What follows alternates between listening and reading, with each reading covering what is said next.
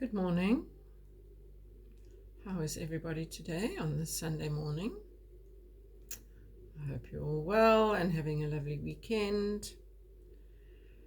I am Sita and this is the Shawl Knitter Unplugged. Let's call it the holiday version.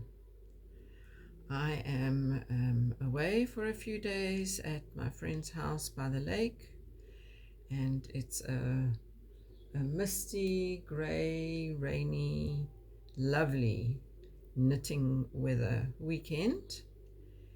And I thought I'd just come to you this morning and have a little knit and chat and just recommend a podcast that I was recently watching from Irina of Fiberchats, who is really a wonderful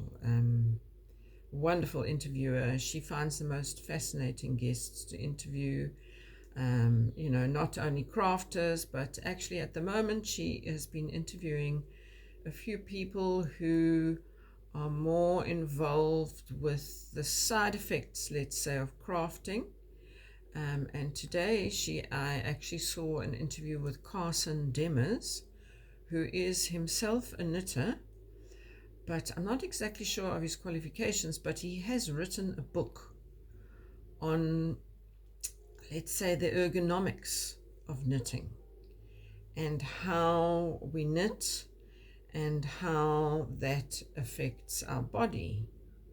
Because of course it does affect, we're using our hands continuously and we're sitting and sometimes for many hours. So he has a lot of fantastic advice, and I was fascinated to hear some of his suggestions and, the idea of not only considering to sit and knit, but to get up every now and then. He said every 30 minutes to stand, shake your hands out, actually pick up your knitting and walk around and knit if you feel like it. Now, that's not something I'm extremely partial to. I have tried it. I have made myself one of these little wrist bags that you can hang your knitting off. But, therein comes the possibility of falling down because I need to wear glasses, close vision glasses for knitting. But, I definitely can't go walking with those glasses on because then I can only look at my knitting and I can't really look at the pathway, for example, or my feet. So I am not a walking knitter. I am a stationary knitter. And I do knit for very long times. I knit up to 8, sometimes 10 hours a day. That is what I do. So it's not continuous 8 or 10 hours a day, but I mean it's like a day at the office, there is a lot of time spent knitting. So I just wanted to share with you, how I knit, and because I don't actually really ever suffer any aches and pains related to knitting, not hands, joints, wrists, shoulders, nothing. I don't really have aches in my body related to my knitting, and I think that is for a few reasons. First of all, I would like to say that through all my years of being in India, one does not come across in the places where I've been living a couch or even an armchair to sit and work on. So I would be sitting on a floor, on a mat, with a cushion behind my back, or on my bed. And literally, as I am right now, I'm sitting on my bed. So my legs would be straight out in front of me. They wouldn't be hanging down at this angle and my feet getting all numb and tingly from no circulation. My legs would be straight out. Periodically, I would move my legs into lotus position, cross fold my legs over. I'm very comfortable sitting that way because I'm used to that. So I would sit like that. So, my legs are comfortable. My lower body is not under any strain of my legs hanging down. In fact, I am so used to sitting in this position that I do suffer when I sit on a chair that actually requires my legs to be down and has a pressure on the back of my upper legs. I, I develop a bruise on the back of my upper legs because I'm really not used to sitting in a chair. In fact, when I fly back from India, that is normally when I really feel it. When I get off that plane and I get home, I have this weird pain behind the back of my legs, and that is from sitting on a chair. So even when flying, I'm squeezing up getting my legs up onto the chair and sitting in a lotus position for as much time as is possible. It's not very comfortable because you don't actually have much space. If no one's sitting next to you, that's fine. So that's the first thing that I do that really makes my knitting, a very comfortable position for me. I have a pillow behind my back. I definitely have something quite firm, and I do carry a little pillow around with me.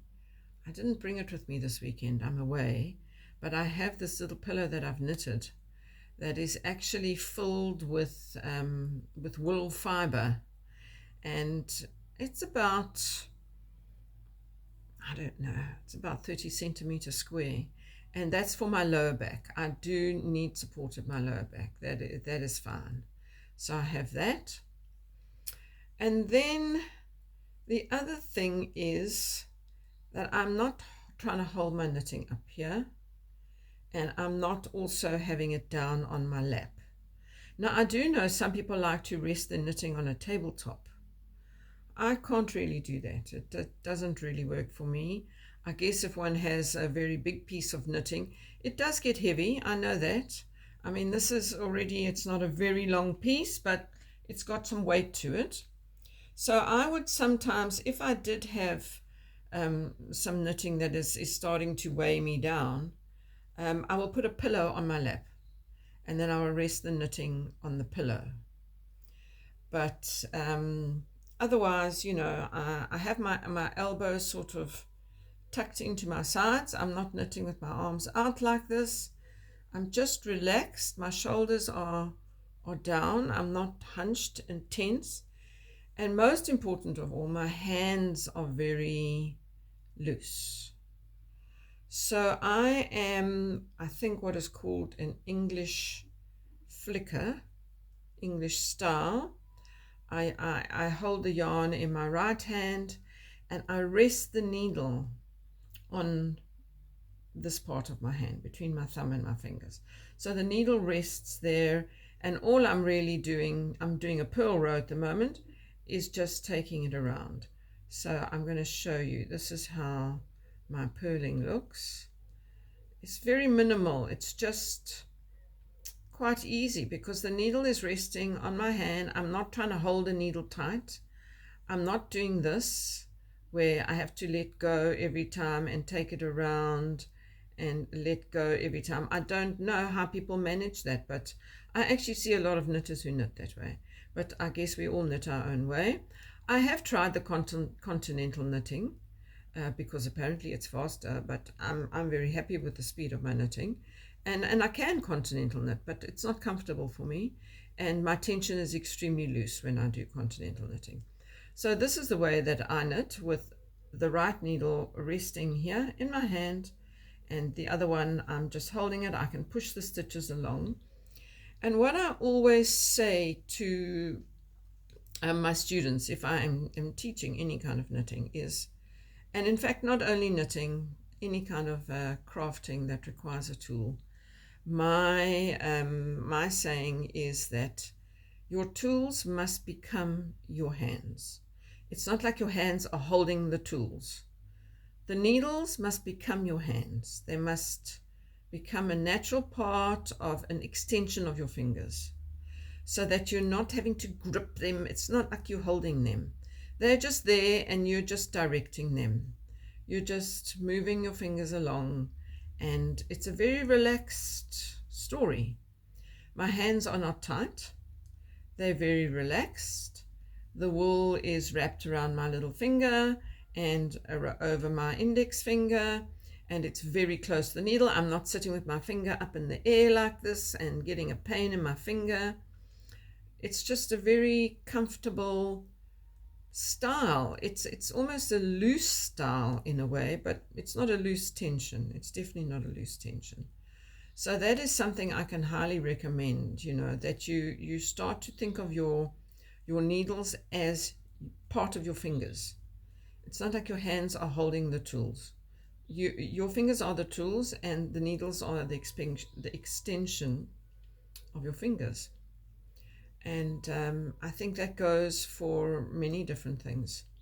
Painting as well, paint brushes and any kind of crochet hook and stuff like that. I must say that I do have a little bit of difficulty with crocheting because I'm not a natural crocheter. I can crochet, but I find my fingers a bit stiff when I crochet. There's something that I'm not doing right with my thumb, and it all depends. I mean, these lovely crochet hooks that you get nowadays with the sort of foam backing on, or the handle as it were, are much easier for me to deal with. But still, I get pain in my fingers, so I don't think I'm really doing that very well. But with knitting, I do a lot of knitting, and I've developed this relaxed nature with my knitting. I'm also not hunched up. A lot of people get very tense in the shoulders. Just relax, it's just knitting. And if you make a little mistake, you can go back and change it. And I am knitting something very straightforward, stocking stitch, so I don't have to look at it, which is really wonderful. Every now and again, I do have a look at it, and if I go largely by feel. I can feel if I've gone into maybe the wrong loop, or I'm split the stitch, and I can go and have a look and say, oh yes, 3 stitches back, just go back and do it again, and just feel confident. You have to develop a bit of confidence with your knitting and trust yourself, basically.